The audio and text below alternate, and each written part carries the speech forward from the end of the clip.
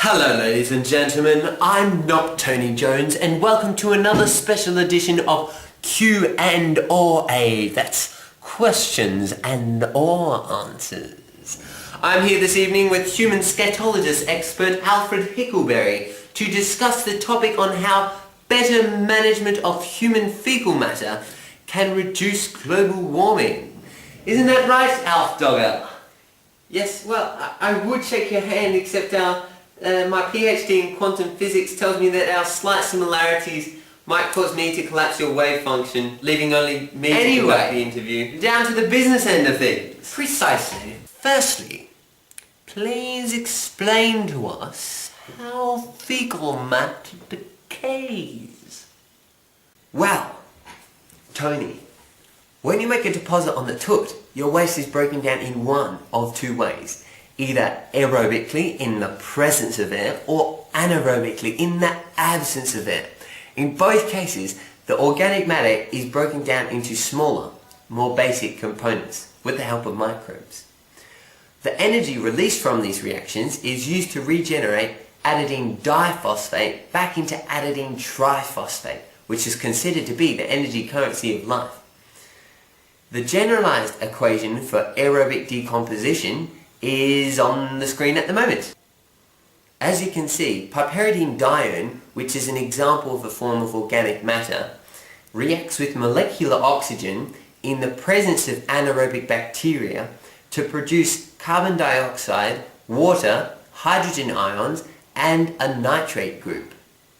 Anaerobic decay, unlike aerobic decay, requires a series of different microbes to stabilize the organic matter. Each of these microbes perform their own specific job. Anaerobic decay can be broken down into 4 stages.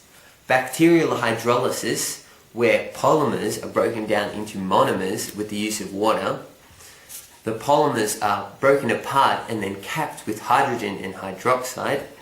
Acidogenesis breaks down hydrolysis products with the use of fermented bacteria into violet fatty acids, which are short carbon chain fatty acids, ammonia, carbon dioxide, and hydrogen sulfide. As you can see, glucose, in the presence of anaerobic fermented bacteria, produces ethanol and CO2. Sounds familiar? Sounds like I have some anaerobic bacteria in my cupboard at home.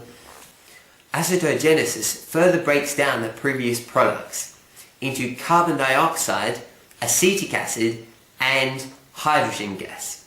Glucose reacts with water in the presence of anaerobic bacteria to produce acetic acid, carbon dioxide, and hydrogen gas.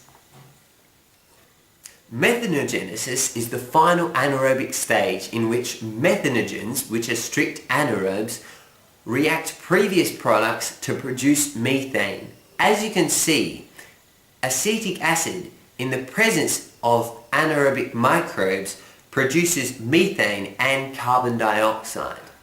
You will have probably noticed that in aerobic decay, nitrogen, phosphorus, sulfur, and carbon are at their maximum oxidization states, whereas in anaerobic decay, they are at their minimum oxidization states. Consequently, anaerobic decay generally produces methane, hydrogen sulfide, ammonia, and phosphine, whereas aerobic decay generally produces carbon dioxide, phosphate ions, sulfate ions, and nitrate ions. That is fantastic. But how does it affect the big GW? Well, hot objects emit electromagnetic radiation. The hotter the object, the higher the energy of radiation it emits, and consequently the shorter the wavelength. Because the sun is so hot, it emits high energy radiation in the form of ultraviolet light, visible light, and some infrared. Only some of these rays reach the surface of the Earth. Some are reflected back into space and some are absorbed in the upper atmosphere. Because the Earth is so much cooler, the radiation it re-emits is of a much lower frequency, such as infrared. Certain gases, including water vapor, carbon dioxide and methane, are opaque to these areas of the electromagnetic spectrum and consequently are heated.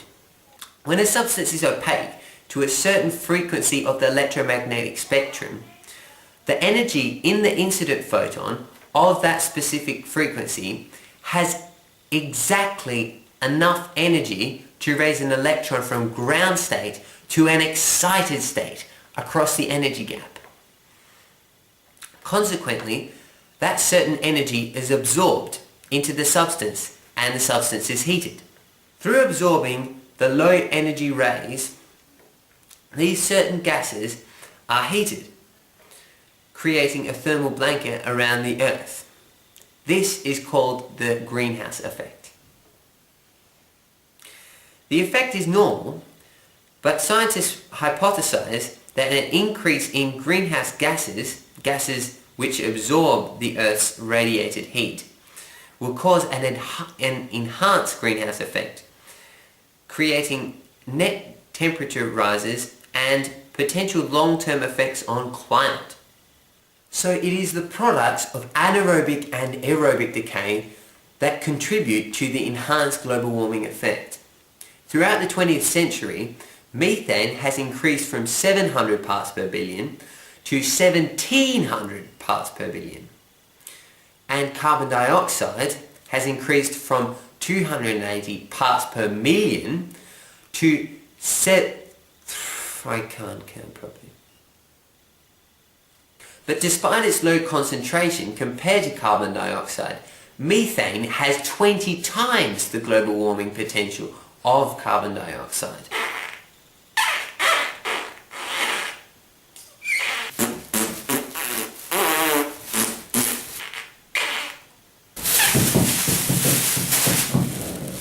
With all that methane, I guess it's a good thing that my poop is broken down aerobically, the sewage treatment part. Well, not quite. See, if the plant was to digest the waste material anaerobically, it would produce a gas that it could burn. This is generally 55% methane and 45% carbon dioxide due to the partial aerobic decay. This biogas produced can be used to regenerate some of the electricity used at the plant.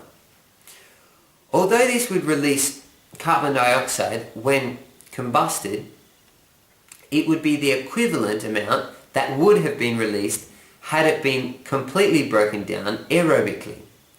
So consequently, no additional greenhouse gas emissions would be released. Saving carbon dioxide emissions from the burning of fossil fuels that would be required for imported electricity. Pure methane produces 38 million joules per meter cubed, while non-sweetened biogas ranges from 20 to 29 million joules per meter cubed. This highlights the wasted energy potential with anaerobic digestion. With no useful byproducts, anaerobic digestion requires the same amount of infrastructure to keep dissolved oxygen content up as required for a biodigester, which does produce a useful byproduct. On the screen at the moment is a Chinese fixed dome digester, which is a common biodigester used for anaerobic decay. A trickling tank is involved in commercial wastewater treatment in which decanted effluent water is trickled over a biological covered medium that slowly treats the water. This is only one of the several aerobic treatment processes required. But wait, there's more. There's more? Yes, you see, both anaerobic and aerobic processes produce a sludge from the settled material in the settling tanks in a standard sewage plant and the slurry that remains from anaerobic digestion.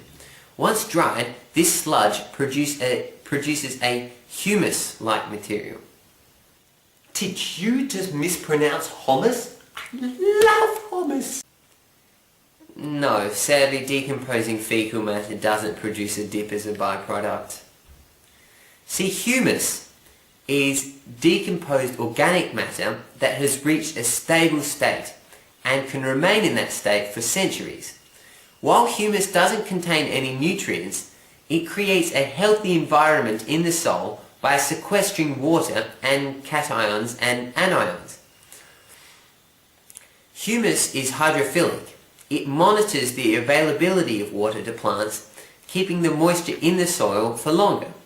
Humus has no calorie value and will not be broken down like organic matter. As you can see, there are many desirable characteristics of digested bioslurry, including the fact that it is pathogen-free and adds humus to the soil. So by using bioslurry as a fertilizer, we can further save on carbon dioxide emissions from artificial nitrogen fixation. Nitrogen is nutritionally unavailable in the atmosphere and must be fixated naturally or artificially. Nitrogen is fixated to ammonia in the presence of high heat, usually from natural gas. But this process requires water vapor to be reformed with methane to produce carbon monoxide and hydrogen gas. And then the carbon monoxide and carbon dioxide are converted to methane as they are poisonous to the ammonia produced. Finally, the hydrogen gas is reacted with filtered air, nitrogen gas, at very high temperatures to produce ammonia. This process is called the Haber process. As you can see on the screen, atmospheric nitrogen reacts with hydrogen gas in the presence of an ion catalyst, heat and pressure to produce ammonia. Ammonia is then reacted with carbon dioxide in the presence of heat and pressure to produce ammonium carbonate. This ammonium carbonate is then used to produce urea and water. In order to produce 1 ton of ammonia through artificial nitrogen fixation, 25 to 35 gigajoules are required. This amount of energy is approximately 1 ton of coal, which itself releases approximately 3 tons of carbon dioxide. On the screen at the moment is a table produced by the Bangladesh Agricultural Research Institute showing the effects of bioslurry on tons per hectare. As you can see, with a 50% recommended dosage of fertilizer with a 50% poultry litter bioslurry, the ton per hectare yield of both cabbage and tomato is higher than that of 100% recommended dosage of fertilizer. But before you try and salvage that dumping you took before the show and process it anaerobically, you might also want to consider the small percentage of hydrogen sulfide that has also been produced. Hydrogen sulfide is extremely toxic and needs to be removed. This can be done by placing some iron ores or iron-rich soil in a gas-tight container. The biogas flows through the agent and comes out free from hydrogen sulfide. It is the iron oxides and hydroxides in the soil/ores that react with the hydrogen sulfide. But on a small scale, the amount of hydrogen sulfide released is negligible. The equation for this reaction, iron oxide reacts with hydrogen sulfide to produce iron sulfide and water, taking the hydrogen sulfide out of the biogas. But the iron sulfide can be regenerated back into iron oxide with the addition of oxygen. But the iron oxide has a limited number of regenerations as the monatomic sulfur clogs up the material and prevents the reaction from occurring. Well, clearly, all I need to do now is just suffocate my turds and let the anaerobic bacteria get down to business. Global warming. See you later! Despite the high installation cost, anaerobic digestion in wastewater treatment would greatly reduce carbon dioxide emissions. This would be done by utilising the energy from the organic material before it is released into the atmosphere as carbon dioxide. Energy can be generated on the plant that would otherwise be generated from fossil fuels and imported, and a sustainable fertilizer can be produced that would reduce carbon dioxide emissions from artificial nitrogen fixation. This table is from the Melbourne Water 2006 to 2007 Sustainability Report. It shows the distribution of greenhouse gas emissions from wastewater treatment. Purchased electricity is 76%. By implementing a highly effective biogas system that treats the waste completely anaerobically, this imported power could be created on-site, with the biogas releasing the same quantity of carbon dioxide as it would have if it had been aerobically processed, on top of producing a biosludge fertilizer.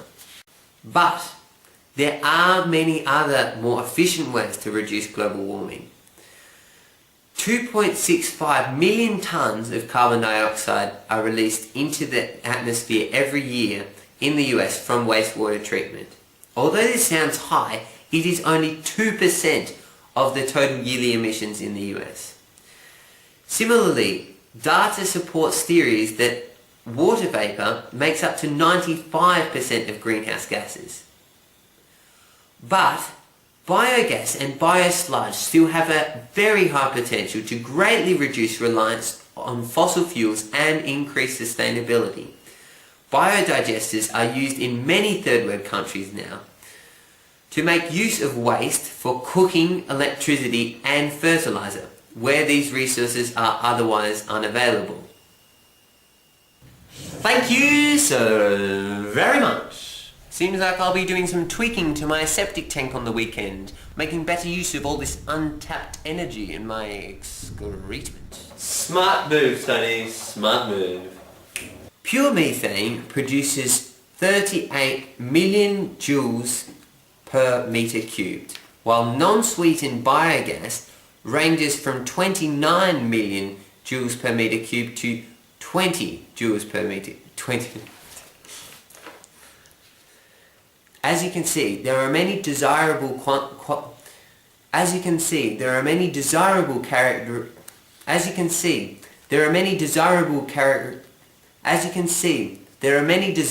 characteristics of